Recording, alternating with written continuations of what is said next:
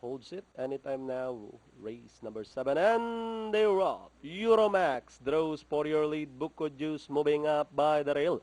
Is entry number 2, the chosen one together with Salinas. Then comes Ruby Gentry. Queen Maker in between runners running by the rail. Moscow Bado. And trailing the group is Worth the Wait.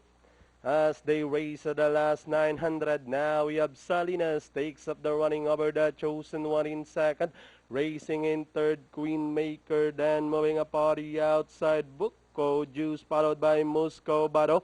Euromax running third last, second last, Ruby Gentry, and Worth the Wait is still running at the tail of the field, rounding at the last 600.